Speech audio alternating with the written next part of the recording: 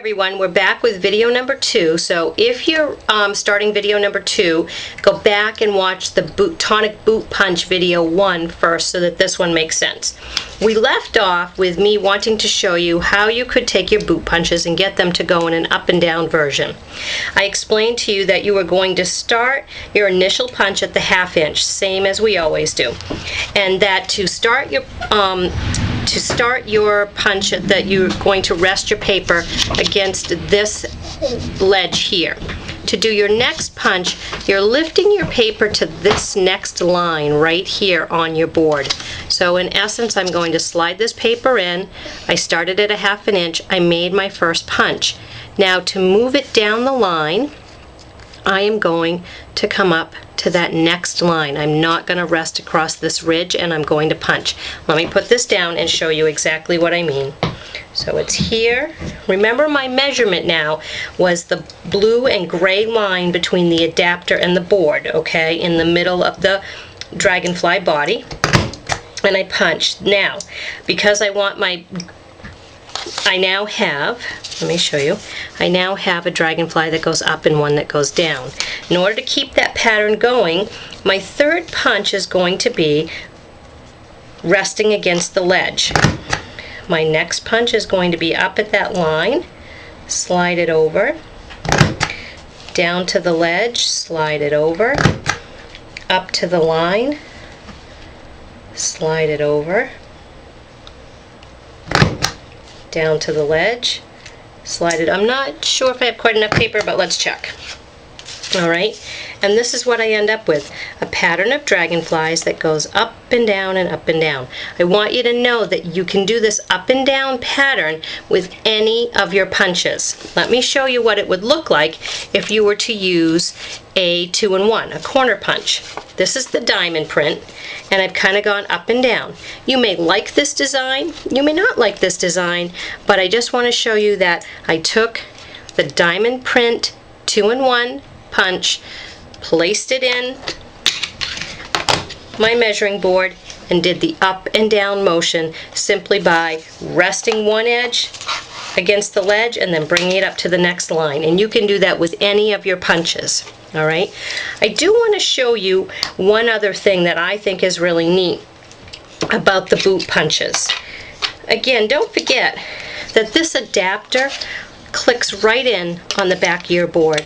It's so secure. They didn't charge you anything extra for it. It comes with the board. I'm so impressed. It just pops out. It is in there quite securely. Pops out, and it just snaps right in here to use it. I want to show you how you can use your boot punches to make corners on certain things. What I do is take my mat, and it doesn't matter what size mat you're going to use. It really doesn't matter. I turn my mat over and I go corner to corner with a ruler. So I would, in essence, would take a ruler, I would mark it like this, and with a pen, go figure, I can't find my pen. So here's a nice crayon. One of my kids has left here. And I'm just going to draw that line. I'm going to move it and draw the other line.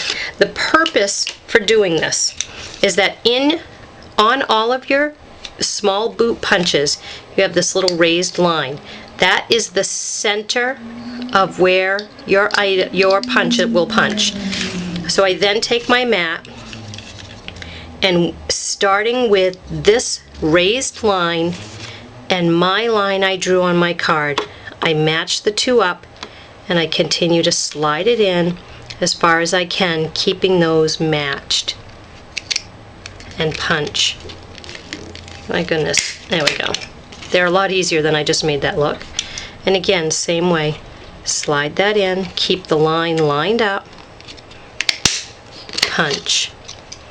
Alright, turn, line that up with your line, keep sliding.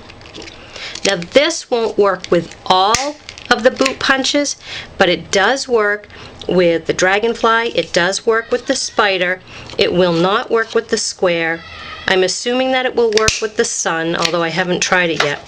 And now what I have, let me see if I can find a backing so you can see these. Now what I have is a frame that has spiders, and I'll show you. what that looks like.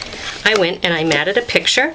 So if I was going to do a scrapbook page, I matted this picture. I have my 4, sort of looks like they're crawling around. If I want to, I can go back and take some of the spiders that I've popped out before in different colors. All kinds of different colors I actually have here. I even have some pink ones. Maybe we wouldn't be so afraid of them if they were pink, huh? And did that. Now remember, I told you that works with the dragonfly also. So here is a mat that I cut. I'll show this to you. Here's a mat that I cut. I did the X on the back. As you can see, this one is really simple because my line should go directly through the center. My line should go directly through the center of that dragonfly body. Even after I have punched my dragonfly, I can still take my corner rounder and go in and round my corners. Let me show you here. I put the frame on the punch, slide it in, and snap. And snap, and it's that simple. All right, I'm going to mat this. I'm going to go in and round my corners on my mat so that it sort of all matches. Oop, hang on here. And I have this lovely sort of frame. Of course, knowing me, I would need to add some bling and do a bunch of, and it leaves nice areas for you to do all your journaling or scrolls or stamp in some scrolls or something. Sorry. Okay. Hold on 1 second. So that is, you'll have to excuse me, we're going to end this video here. I have a little 4-year-old crisis. So if I need to come back and adjust anything, I will. Otherwise, I think that's going to conclude our Tonic Boot Punch for today. Remember, go to my blog. Here's the address. Feel free to order any of these. Okay, contact me if you have any questions, and I hope that this has been helpful to you. Thank you.